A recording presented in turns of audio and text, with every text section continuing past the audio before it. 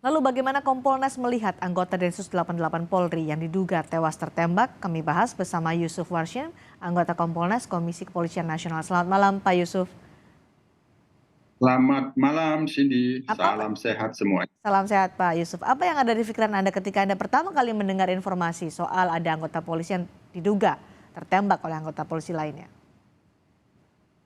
Ya normal-normal saja karena Kompolnas sendiri ada melakukan penelitian ya. Ini pertama tentu yang terlintas, aduh, ini penyalahgunaan disebabkan oleh kelalaian disengaja atau tidak disengaja. Yang kedua tentu ini ada masalah apa kok bisa ada terjadi penembakan. Nah, Hmm. kita dalam pantauan Kompolnas ketika mendapatkan informasi ini tentu langsung cepat berkoordinasi ke pihak internal, ke pengawas internal Polri, itu ada apa? Nah, Hmm. apa sebenarnya yang terjadi, secepatnya bisa dijelaskan kepada publik apa yang terjadi di sana. Jangan Apa yang sampai dijelaskan kepada Kompolnas dari internal?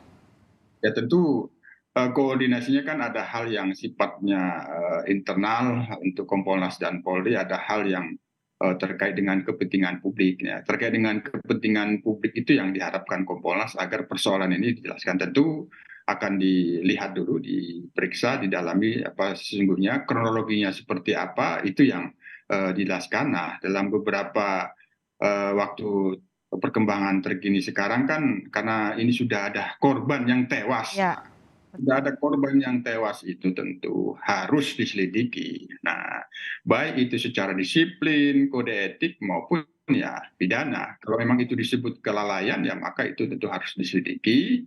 Dalam hal ini Kompolnas sudah kita mendapatkan penjelasan soal ini dari polisi sendiri, dari internal polisi.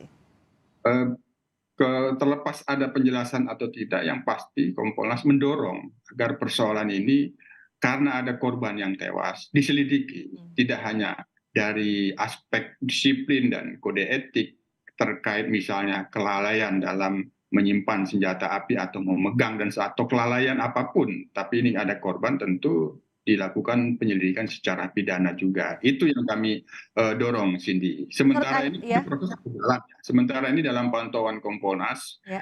proses pendidikan ini berjalan dan Hmm. kita dorong itu diusut secara profesional, transparan dan akuntabel. Ya Ya, jelaskan saja adanya, jangan ada yang ditutup-tutupi itu, Cindy. baik. Kalau menurut Pak Yusuf, apakah ini kelalaian atau ada kesalahan?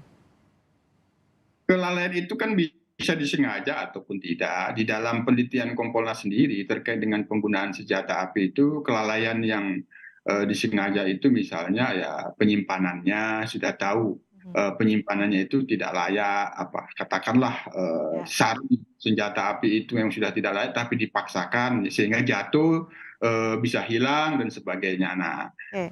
Karena kelalaian magazine. Nah, magazine kalau dia apa, senjata api berupa pistol itu lalai misalnya karena tidak dikunci atau apa kan begitu misalnya terjadi. Nah, semuanya ini kan harus diselidiki. ya, Kelalaian yang disebabkan oleh apa? Oleh senjatanya yang bermasalah atau oleh penggunanya. Semuanya harus diselidiki. baik. Karena ada pernyataan dari ayah korban yang menyatakan ada dugaan ini ada kesengajaan sehingga insiden ini terjadi.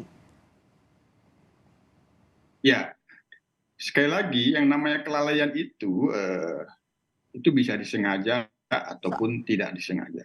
Ya, mhm, jadi oke, dalam delik pidana sendiri namanya kelalaian itu ketidakhati-hatian. Apakah oke. unsurnya Soal ini? dugaan juga jual beli senjata itu juga Ya, masuk juga dalam dugaan dari keluarga korban. apapun, Oke, karena ini sudah ada baik. korban yang Ya, meninggal, ini harus ditangani secara serius, hmm, secara profesional, baik. diselidiki.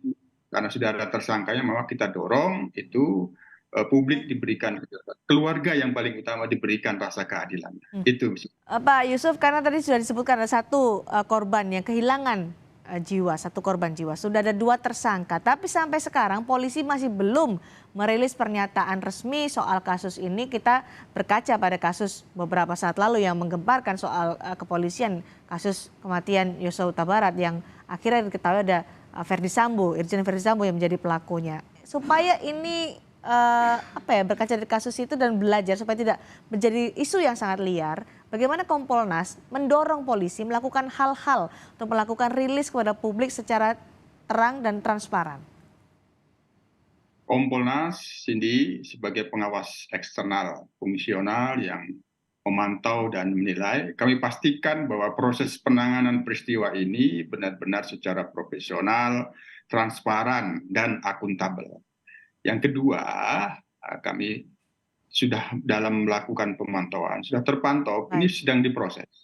baik. Yang perlu kita dorong adalah profesionalismenya. Tidak ada yang ditutup-tutupi. Jelaskan apa adanya. Tidak Itu ada wujud obstruction of justice juga ya, diharapkan wujud soal ini. transparansi dan akuntabilitas dalam penanganan ini agar rasa Baik. keadilan keluarga dan masyarakat untuk informasi yang benar itu benar-benar diperoleh. Itu Cindy. Baik, Kami terima terus kasih. mendorong awal agar ini diusut secara adil. Itu saja. Terima kasih Pak Yusuf sudah berbagi pandangan di Sapa Indonesia Malam hari ini. Selamat malam.